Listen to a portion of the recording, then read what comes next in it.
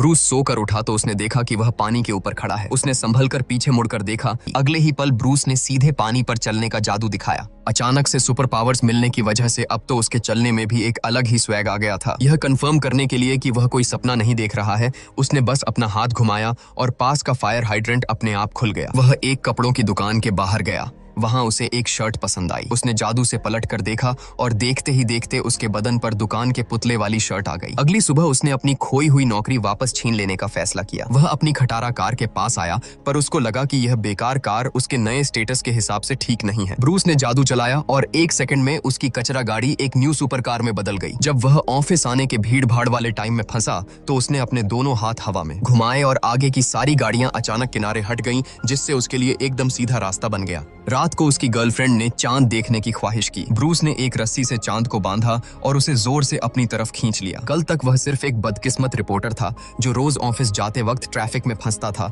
और उसके कोवर्कर्स उसका मजाक उड़ाते थे। ऑफिस में अक्सर लेट आने की वजह से उसके बॉस ने उसे नौकरी से भी निकाल दिया था। पर उसकी बदकिस्मती यहीं खत्म नहीं हुई।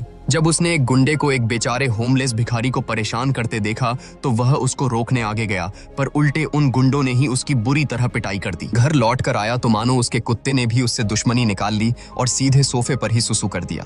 ब्रूस ने अपनी इस सारी बदकिस्मती और परेशानियों का इल्जाम भगवान पर डाल दिया। उसने भगवान को खूब कोसा कि वे कुछ नहीं करते और उन्हें इंसानों के दुख दर्द से कोई मतलब नहीं है। पर उसे क्या पता था कि उसकी ये सारी बातें भगवान ने बिल्कुल साफ साफ सुन ली थी। इसलिए अगले दिन भगवान ने एक नौकरी का इंटरव्यू देने का बहाना करके उसे मिलने के लिए बुलाया। जल्द ही ब्रूस तय की गई जगह पर पहुंच गया, पर वहां साफ सफाई करने वाले एक अजीब से बूढ़े आदमी के अलावा और कोई नहीं था। ब्रूस को लगा कि उसे फिर से बेवकूफ बनाया गया है और वह मुड़कर वापस जाने ही वाला था। तभी उस बूढ़े ने अपने काम करने वाले कपड़े उतार दिए और अंदर से एक शानदार सफेद सूट में आ गया। उस बूढ़े ने ब्रूस को बताया कि वही वो भगवान है जिसे वह कल कोस रहा था। ब्रूस को उसकी इस बकवास पर बिल्कुल यकीन नहीं हुआ। फिर उस बूढ़े ने कहा कि इस दराज में ब्रूस की जिंदगी का सारा हिसाब किताब दर्ज है। ब्रूस ने उत्सुकता से दराज खोली तो बूढ़े ने एक फाइल निकाली और ब्रूस के साथ हाल ही में हुई सारी घटनाएं एक एक करके सच सच बता दी। पर ब्रूस अब भी यह मानने को तैयार नहीं था कि वो बूढ़ा सच में भगवान है। उसने बूढ़े का टेस्ट लेने के लिए उसके साथ उंगलियां पहचानने वाला खेल खेलना शुरू किया, पर ब्रूस पीछे हाथ रखकर चाहे कितनी भी तेजी से उंगलियां बदलता बूढ़ा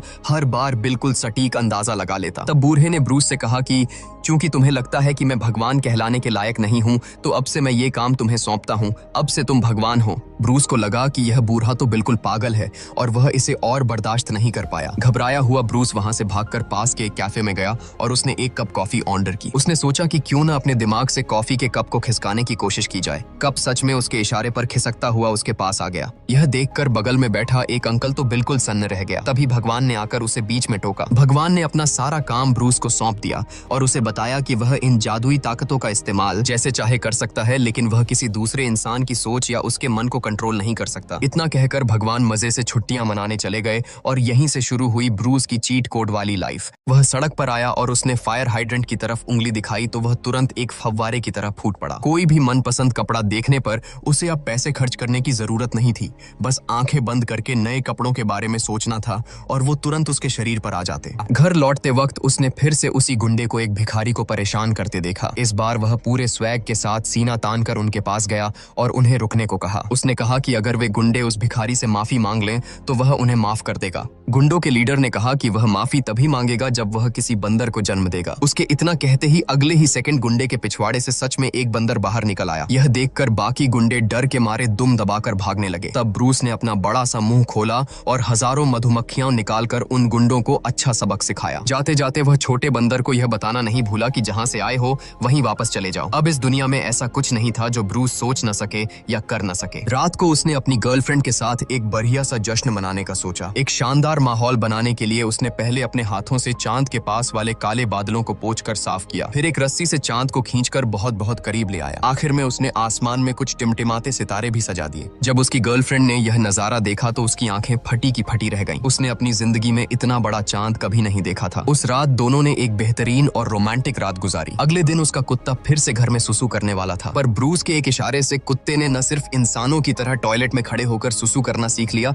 बल्कि फ्लश करना भी सीख लिया। भगवान भगवान वाली इन ताकतों के साथ ब्रूस ने अपनी खोई हुई नौकरी वापस पाने का फैसला किया। सबसे पहले उसने अपनी खटारा कार को एक चमचमाती सुपर कार में बदल दिया, पर सुपर कार चलाने के बावजूद वह फिर से उसी पुरानी जगह पर ट्रैफिक में फंस गया। ब्रूस ने बस अपनी 2 उंगलियों से हवा में इशारा किया और सारी गाड़ियों ने तुरंत उसके लिए रास्ता छोड़ दिया। उसने इस बात का पूरा मजा लिया जैसे कि वह सड़क उसी के बाप की हो। जब वह ऑफिस के नीचे पहुंचा तो उसके एक सहकर्मी ने फिर से उसका मजाक उड़ाना शुरू कर दिया कि वह एक कचरा रिपोर्टर है जिसे कभी कोई ढंग की न्यूज नहीं मिलती। ब्रूस ने उसके मुंह लगना सही नहीं समझा। तभी पास ही घास में एक कुत्ते को एक लाश मिल गई और ब्रूस का कैमरा तो पहले से ही तैयार था। उसकी लाइव रिपोर्टिंग के चलते यह तुरंत उस वक्त की सबसे बड़ी ब्रेकिंग न्यूज बन गई। जब वह वापस ऑफिस लौटा तो सारे लोग उसे हैरानी और इज्जत की नजरों से देखने लगे। जिस बॉस ने उसे निकाला था वह अब उसे मुंह मांगी भारी रकम देकर वापस रखने को तैयार था। अब ब्रूस जहां भी जाता वहां कोई न कोई बड़ी न्यूज जरूर होती। यहाँ तक कि 100 सालों में एक बार गिरने वाला मीटियोराइट भी ठीक उसी के बगल में आकर गिरा। देखते ही देखते ब्रूस देश का सबसे बेहतरीन रिपोर्टर बन गया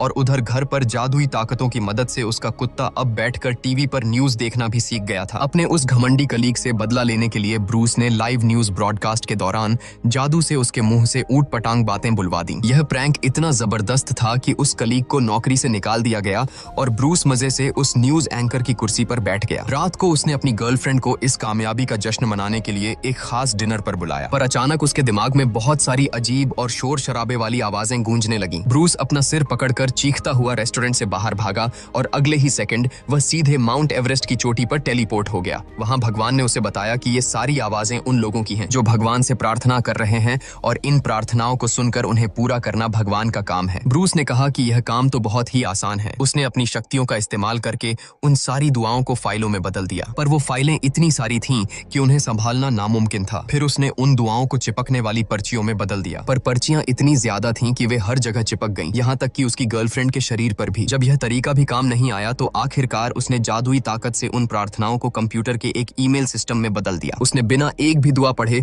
सीधे येस पर क्लिक कर दिया और सबकी इच्छाएं पूरी कर दी। वह खुश था और उसे लगा कि उसने बहुत बड़ा पुण्य का काम किया है, पर उसे अंदाजा नहीं था कि उसने कितनी बड़ी मुसीबत को बुलावा दे दिया है। एकदम बेफिक्र और टेंशन फ्री होकर ब्रूस ने उसी रात एक शानदार पार्टी रखी। जो फीमेल कलीग पहले उसे घास भी नहीं डालती थी वो अचानक उस पर डोरे डालने लगी और उसके गले लग गई। पर ठीक उसी वक्त उसकी गर्लफ्रेंड ने यह सब देख लिया। गुस्से और गलतफहमी में आकर गर्लफ्रेंड ने ब्रूस से ब्रेकअप कर लिया। अपनी गर्लफ्रेंड को मनाने और वापस पाने के लिए ब्रूस अपनी जादुई ताकतों का इस्तेमाल करने लगा और अपनी गर्लफ्रेंड के आसपास तरह तरह के मैसेज छोड़ने लगा। उसने तो पेड़ों पर भी अपना नाम लिखवा दिया, यहाँ तक कि टीवी पर भी वही छा गया और तो और आसमान के सफेद बादल भी उन दोनों की शक्ल में बदल गए। पर इतनी कोशिशों के बाद भी ब्रूस अपनी गर्लफ्रेंड का दिल वापस नहीं जीत सका। मुसीबतें तो बस अभी शुरू ही हुई थीं। चूंकि उसने बिना सोचे समझे एक ही झटके में सबकी दुआएं कबूल कर ली थीं, इसलिए रातों रात 4 लाख लोगों की लॉटरी लग गई। लेकिन जब इनाम की रकम बांटी तो हर किसी के हिस्से में सिर्फ चंद सिक्के ही आए। उधर उल्कापिंड और चांद के साथ की गई जादुई छेड़छाड़ की वजह से दुनिया भर में प्राकृतिक आपदाएं आने लगी। पूरी दुनिया में हाहाकार मच गया और सब कुछ तहस नहस हो गया। ब्रूस अब बुरी तरह घबरा गया। वह भागकर भगवान के पास गया और उनसे इस मुसीबत को सुलझाने की भीख मांगने लगा। अब तक ब्रूस को अपनी गलती का पूरी तरह से एहसास हो चुका था। उसने लोगों की वे सारी जादुई दुआएं रद्द कर दी और अपनी असल मेहनत से चीजों को सुधारने का फैसला किया। अब अगर उसका कुत्ता टॉयलेट नहीं कर पाता तो वह जादू की जगह उसे खुद अपने हाथों से सिखाता। रास्ते में किसी की गाड़ी खराब हो जाती तो वह उसे धक्का लगाने में मदद करता। उसने अपनी वो छीनी हुई न्यूज एंकर वाली कुर्सी भी खुशी खुशी वापस छोड़ दी। पर इन सब के बावजूद वह अपनी गर्लफ्रेंड का दिल वापस नहीं जीत पा रहा था। एक दिन उसने कंप्यूटर खोला और उसमें अपनी गर्लफ्रेंड का नाम डाला। उसने देखा कि उसकी गर्लफ्रेंड ने हमेशा भगवान से बस यही दुआ मांगी थी कि ब्रूस अपनी जिंदगी में कुछ अच्छा करे और संभल जाए। यह देखकर ब्रूस की आंखें भर आईं। आज पहली बार उसे अपनी गर्लफ्रेंड के सच्चे प्यार और उसकी फिक्र का एहसास हुआ था। वह उससे मिलने गया पर सामने जाने की हिम्मत नहीं जुटा पाया और बाहर खिड़की से ही उसे छुप छुप कर रोते हुए देखता रहा। टूट चुका ब्रूस तेज बारिश में सड़क पर चलते हुए भगवान से गिड़गिड़ाकर प्रार्थना करने लगा कि वे अपनी ये जादुई ताकतें वापस ले लें। तभी सामने से एक तेज सफेद रोशनी आई, पर वो रोशनी भगवान की नहीं बल्कि एक तेज रफ्तार ट्रक की थी। जब ब्रूस ने दोबारा अपनी आंखें खोलीं तो वह सीधा स्वर्ग में था। भगवान ने उसे उसका वो ब्रेसलेट वापस दिया जो उसने कभी गुस्से में फेंक दिया था और कहा कि अब वह अपनी कोई भी एक आखिरी ख्वाहिश मांग सकता है। ब्रूस के मन में सबसे पहले अपनी गर्लफ्रेंड का ही ख्याल आया, पर उसने यह नहीं मांगा कि वे दोनों फिर से एक हो जाएं,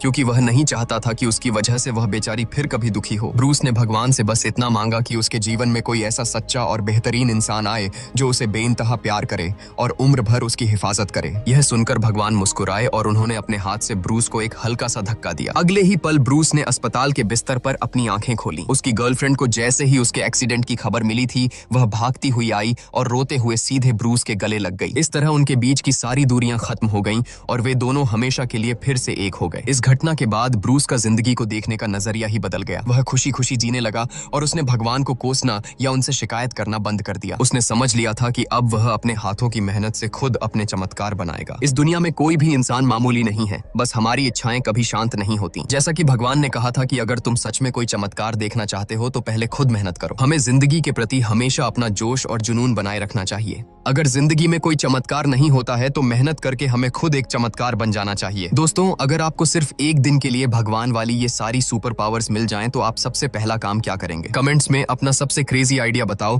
और इसी तरह की फिल्मों का एक्सप्लेनेशन देखते रहने के लिए हमारे चैनल झटपट फिल्म्स को सब्सक्राइब जरूर करें।